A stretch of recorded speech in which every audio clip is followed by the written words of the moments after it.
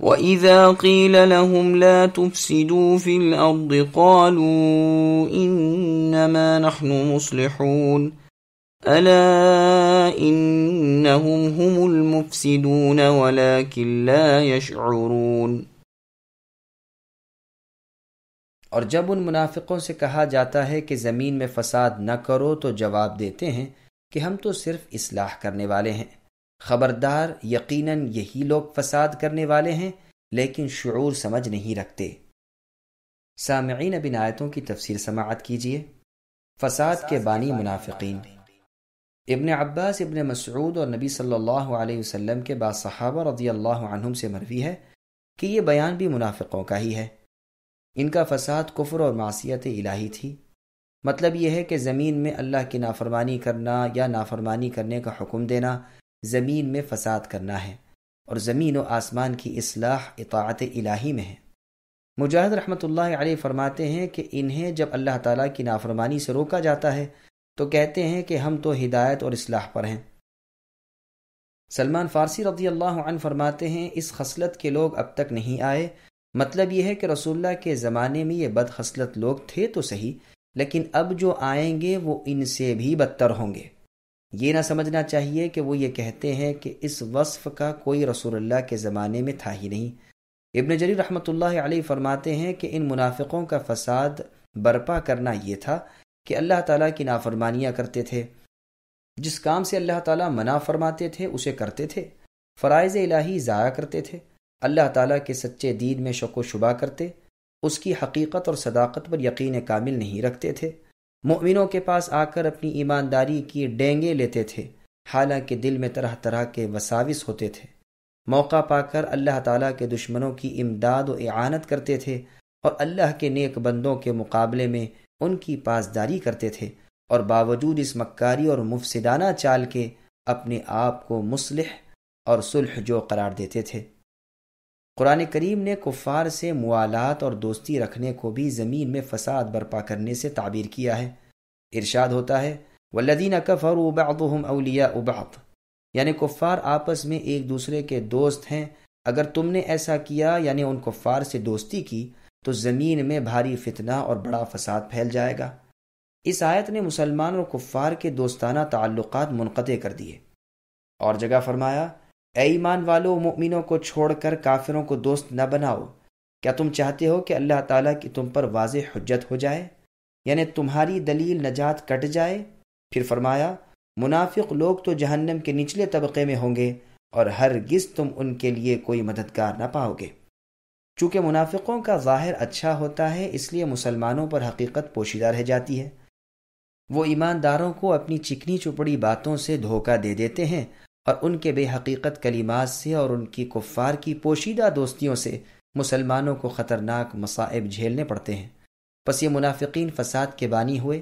اگر یہ اپنے کفر پر ہی رہتے تو ان کی خوفناک سازشوں اور گہری چالوں کا مسلمانوں کو اتنا نقصان ہرگز نہ پہنچتا، اور اگر مکمل طور پر مسلمان ہو جاتے اور ظاہر باطن یکساں کر لیتے، تب تو دنیا کے امن و امان کے ساتھ آخرت کی نجات و فلاح بھی پا لیتے۔ باوجود اس خطرناک پالیسی کے جب انہیں ایک سوئی کی نصیحت کی جاتی تو جھٹ بولتے کہ ہم تو صلح جو ہیں، ہم کسی سے بگاڑنا نہیں چاہتے، ہم فریقین کے ساتھ اتفاق رکھتے ہیں۔ ابن عباس رضی اللہ عنہما فرماتے ہیں کہ وہ کہتے تھے کہ ہم ان دونوں جماعتوں یعنی مؤمنوں اور اہل کتاب کے درمیان صلح کرنے والے ہیں، لیکن اللہ تعالیٰ نے فرمایا کہ یہ سراسر ان کی جہالت ہے، جسے یہ صلح جانتے ہیں وہ عین فساد ہے، لیکن انہیں شعور ہی نہیں۔ وَإِذَا قِيلَ لَهُمْ آمِنُوا كَمَا آمَنَ النَّاسُ قَالُوا أَنُؤْمِنُ كَمَا آمَنَ السُّفَهَاءُ أَلَا إِنَّهُمْ هُمُ السُّفَهَاءُ وَلَكِنْ لَا يَعْلَمُونَ۔ اور جب ان منافقوں سے کہا جاتا ہے کہ ان لوگوں یعنی صحابہ کی طرح تم بھی ایمان لاؤ، تو جواب دیتے ہیں کہ کیا ہم ایسا ایمان لائے جیسا بیوقوف لاتے ہیں؟ خبردار ہو جاؤ، یقیناً یہی بیوقوف ہیں لیکن جانتے نہیں۔ سامعین، اب اس آیت کی تفسیر سماعت کیجیے۔ حقیقی بیوقوف کون؟ مطلب یہ ہے کہ جب ان منافقوں کو صحابہ کی طرح اللہ تعالیٰ پر، اللہ کے فرشتوں، کتابوں اور رسولوں پر ایمان لانے کو، موت کے بعد جی اٹھنے اور جنت اور دوزخ کی حقانیت کے تسلیم کرنے کو، اللہ اور رسول کی تابعداری کر کے نیک اعمال بجا لانے اور برائیوں سے باز رہنے کو کہا جاتا ہے، تو یہ ملعون فرقہ ایسے ایمان کو بیوقوف کا ایمان بتاتا ہے۔ ابن مسعود اور بعض دیگر صحابہ اور ربیع ابن انس، عبد الرحمن بن زید رضی اللہ عنہم وغیرہ نے یہی تفسیر بیان کی ہے۔ سفہاء سفیہ کی جمع ہے، جیسے حکماء حکیم کی اور حلماء حلیم کی۔ جاہل کم عقل اور نفع نقصان کے پوری طرح نہ جاننے والے کو سفیہ کہتے ہیں۔ قرآن کریم میں اور جگہ ہے وَلَا تُؤْتُوا السُّفَهَاءَ أَمْوَالَكُمُ الَّتِي جَعَلَ اللَّهُ لَكُمْ قِيَامًا، یعنی بیوقوفوں کو اپنے وہ مال نہ دے بیٹھو جو تمہارے قیام کا سبب ہیں۔ عام مفسرین کا قول ہے کہ اس آیت میں سفہاء سے مراد عورتیں اور بچے ہیں۔ ان منافقوں کے جواب میں یہاں بھی خود پروردگار عالم نے جواب دیا اور تأکیداً حصر کے ساتھ فرمایا بے وقوف تو یہی ہیں، لیکن ساتھ ہی جاہل بھی ایسے ہیں کہ اپنی بے وقوفی کو جان بھی نہیں سکتے، نہ اپنی جہالت و ضلالت کو سمجھ سکتے ہیں۔ اس سے زیادہ ان کی برائی اور کمال اندھاپن اور ہدایت سے دوری اور کیا ہوگی؟ وَإِذَا لَقُوا الَّذِينَ آمَنُوا قَالُوا آمَنَّا وَإِذَا خَلَوْا إِلَى شَيَاطِينِهِمْ قَالُوا إِنَّا مَعَكُمْ إِنَّمَا نَحْنُ مُسْتَهْزِئُونَ اللَّهُ يَسْتَهْزِئُ بِهِمْ وَيَمُدُّهُمْ فِي طُغْيَانِهِمْ يَعْمَهُونَ۔ اور جب یہ منافق ایمان والوں سے ملتے ہیں تو کہتے ہیں ہم بھی ایماندار ہیں، اور جب اپنے بڑوں کے پاس یعنی سرداروں کے پاس جاتے ہیں تو کہتے ہیں ہم تو تمہارے ساتھ ہیں، ہم تو ان سے صرف مذاق کرتے ہیں۔ اللہ تعالیٰ بھی ان سے مذاق کرتے ہیں اور انہیں ان کی سرکشی اور بہکاوے میں اور بڑھا دیتے ہیں۔ سامعین، اب ان آیتوں کی تفسیر سماعت کیجیے۔ منافقانہ رویہ، مطلب یہ ہے کہ یہ بد باطن مسلمانوں کے پاس آ کر اپنا ایمان اور دوستی اور خیر خواہی ظاہر کر کے انہیں دھوکے میں ڈالنا چاہتے ہیں تاکہ مال و جان کا بچاؤ بھی ہو جائے اور بھلائی اور غنیمت کے مال میں حصہ بھی قائم ہو جائے، اور جب اپنی جماعت یعنی شیطانوں میں ہوتے ہیں تو ان کی سی کہنے لگتے ہیں۔ خلو کے معنی یہاں ہیں انصرفو اور ذہبو، اور خلصو اور مضو کے یعنی لوٹتے ہیں اور پہنچتے ہیں اور تنہائی میں ہوتے ہیں اور جاتے ہیں۔ پس خلو جو کہ الہ کے ساتھ متعدی ہے، یہ معنی میں لوٹ جانے کے ہے، فعل مضمر اور ملفوظ دونوں پر ہی دلالت کرتا ہے۔ بعض کہتے ہیں الہ معنی میں معا کے مترادف ہے، مگر پہلا معنی ہی ٹھیک ہے۔ ابن جریر رحمۃ اللہ علیہ کا کلام کا خلاصہ بھی یہی ہے۔ شیاطین سے مراد رؤساء یعنی بڑے اور سردار ہیں، جیسے علماء یہود اور سرداران کفار قریش و منافقین۔ ابن عباس، ابن مسعود اور دیگر صحابہ رضی اللہ عنہم کا قول ہے کہ یہ شیاطین ان کے امیر امراء اور سرداران کفر تھے اور ان کے ہم عقیدہ لوگ بھی۔ یہ شیاطین یہود بھی انہیں پیغمبری کے جھٹلانے اور قرآن کی تکذیب کرنے کا مشورہ دیا کرتے تھے۔ مجاہد رحمۃ اللہ علیہ کہتے ہیں شیاطین سے مراد ان کے وہ ساتھی ہیں جو یا تو مشرک تھے یا منافق۔ قتادہ رحمہ اللہ فرماتے ہیں مراد اس سے وہ لوگ ہیں جو برائیوں میں اور شرک میں ان کے سردار تھے۔ ابو العالیہ سدی ربیع ابن انس رحمۃ اللہ علیہ بھی یہی تفسیر کرتے ہیں۔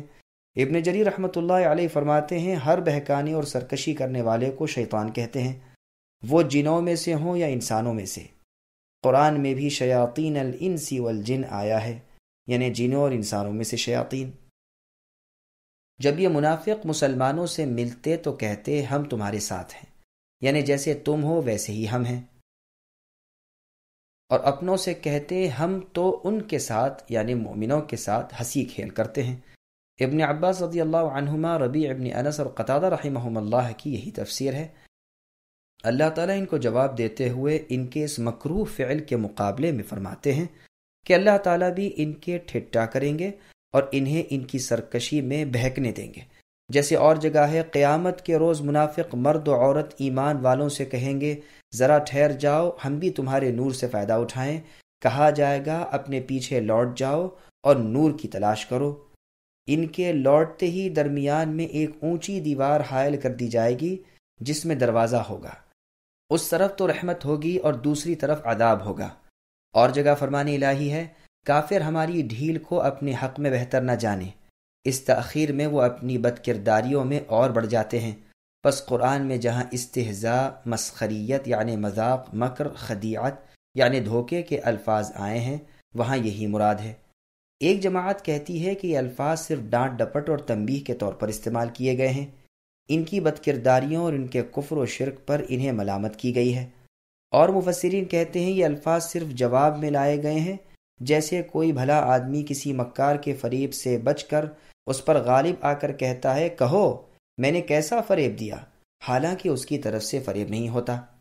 اسی طرح یہ فرمان الہی ہے، وَمَكَرُوا وَمَكَرَ اللَّهُ، اور اللہ یستہزئ بہم، ورنہ اللہ کی ذات مکر اور مذاق سے پاک ہے۔ مطلب یہ ہے کہ ان کا فن فریب انہی کو برباد کرتا ہے۔ ان الفاظ کا یہ بھی مطلب بیان کیا گیا ہے کہ اللہ ان کی ہنسی، دھوکہ، تمسخر اور بھول کا ان کو بدلہ دیں گے، تو بدلے میں بھی وہی الفاظ استعمال کیے گئے۔ معنی دونوں لفظوں کے دونوں جگہ جدا جدا ہیں۔ دیکھیے قرآن کریم میں ہے وَجَزَاءُ سَيِّئَةٍ سَيِّئَةٌ مِثْلُهَا، یعنی برائی کا بدلہ ویسی ہی برائی ہے۔ فَمَنِ اعْتَدَى عَلَيْكُمْ فَاعْتَدُوا عَلَيْهِ بِمِثْلِ مَا اعْتَدَى عَلَيْكُمْ، یعنی تم پر جو زیادتی کرے تم بھی اس پر اتنی ہی زیادتی کرو۔ تو ظاہر ہے کہ برائی کا بدلہ لینا حقیقتاً برائی نہیں، زیادتی کے مقابلے میں بدلہ لینا زیادتی نہیں، لیکن لفظ دونوں جگہ ایک ہی ہے۔ حالانکہ پہلی برائی اور زیادتی ظلم ہے اور دوسری برائی اور زیادتی عدل و انصاف ہے، لیکن لفظ دونوں جگہ ایک ہے۔ اسی طرح جہاں جہاں کلام اللہ میں ایسی عبارتیں ہیں وہاں یہی مطلب ہے۔ ایک اور مطلب بھی سنیے۔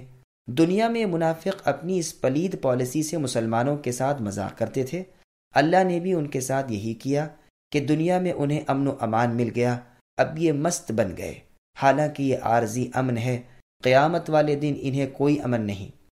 یہاں وہ ان کے مال اور ان کی جانیں بچ گئیں، لیکن اللہ کے ہاں یہ دردناک عذابوں کا شکار بنیں گے۔ ابن جریر رحمۃ اللہ علیہ نے اسی قول کو ترجیح دی ہے اور اس کی بہت کچھ تائید کی ہے، اس لیے کہ مکر، دھوکہ اور مذاق جو بلا وجہ ہو اس سے تو اللہ کی ذات پاک ہے۔ ہاں انتقام، مقابلے اور بدلے کے طور پر یہ الفاظ اللہ کی نسبت کہنے میں کوئی حرج نہیں۔ ابن عباس رضی اللہ عنہما بھی یہی فرماتے ہیں کہ یہ ان سے بدلہ ہے اور ان کی سزا ہے۔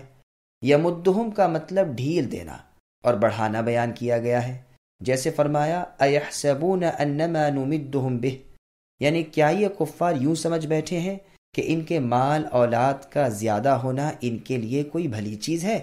نہیں نہیں، انہیں صحیح شعور ہی نہیں ہے۔ اور فرمایا سنستدرجہم من حیث لا یعلمون، اس طرح ہم انہیں آہستہ آہستہ پکڑیں گے کہ انہیں پتہ بھی نہ چلے۔ تو مطلب یہ ہوا کہ ادھر یہ گناہ کرتے ہیں، ادھر دنیاوی نعمتیں زیادہ ہوتی ہیں، یہ خوش ہو جاتے ہیں، حالانکہ دراصل وہ عذاب ہی ہے۔ قرآن کریم نے اور جگہ فرمایا فَلَمَّا نَسُوا مَا ذُكِّرُوا بِهِ فَتَحْنَا عَلَيْهِمْ أَبْوَابَ كُلِّ شَيْءٍ حَتَّى إِذَا فَرِحُوا بِمَا أُوتُوا أَخَذْنَاهُمْ بَغْتَةً فَإِذَا هُمْ مُبْلِسُونَ فَقُطِعَ دَابِرُ الْقَوْمِ الَّذِينَ ظَلَمُوا وَالْحَمْدُ لِلَّهِ رَبِّ الْعَالَمِينَ، یعنی جب ان لوگوں نے نصیحت بھلا دی تو ہم نے ان پر تمام چیزوں کے دروازے کھول دیے، یہاں تک کہ وہ اپنی چیزوں پر اترانے لگے تو ہم نے انہیں اچانک اپنے عذاب میں پکڑ لیا، اب گھبرا گئے، ظالموں کی بربادی ہوئی اور کہہ دیا گیا کہ تعریف رب العالمین کے لیے ہی ہیں۔ ابن جریر رحمۃ اللہ علیہ فرماتے ہیں کہ انہیں ڈھیل دینے اور انہیں اپنی سرکشی اور بغاوت میں بڑھنے کے لیے ان کو زیادتی دی جاتی ہے، جیسے اور جگہ فرمایا وَنُقَلِّبُ أَفْئِدَتَهُمْ، طغیان کہتے ہیں کسی چیز میں گھس جانے کو، جیسے فرمایا اِنَّا لَمَّا طَغَى الْمَاءُ حَمَلْنَاكُمْ فِي الْجَارِيَةِ۔ ابن عباس رضی اللہ عنہما فرماتے ہیں وہ اپنے کفر میں گرے جاتے ہیں۔ عمہن کہتے ہیں گمراہی کو۔ تو اس جملے کا مطلب یہ ہوا کہ ضلالت و کفر میں یہ منافق ڈوب گئے اور اس ناپاکی نے انہیں گھیر لیا، اب یہ اسی دلدل میں اترے جاتے ہیں اور اسی ناپاکی میں پھنسے جاتے ہیں، اور چھٹکارے کی تمام راہیں ان پر بند ہو گئیں۔ بھلا ایسے دلدل میں جو ہو اور پھر اندھا، بہرا اور بے وقوف ہو، وہ کیسے نجات پا سکتا ہے؟ آنکھوں کے اندھے کے لیے عربی میں عمى کا لفظ آتا ہے اور دل کے اندھے کے لیے عمى کا، لیکن کبھی دل کے اندھے کے لیے عمى کا لفظ آتا ہے، جیسے قرآن میں ہے وَلَكِن تَعْمَى الْقُلُوبُ الَّتِي فِي الصُّدُورِ، لیکن دل اندھے ہوتے ہیں جو سینوں میں ہیں۔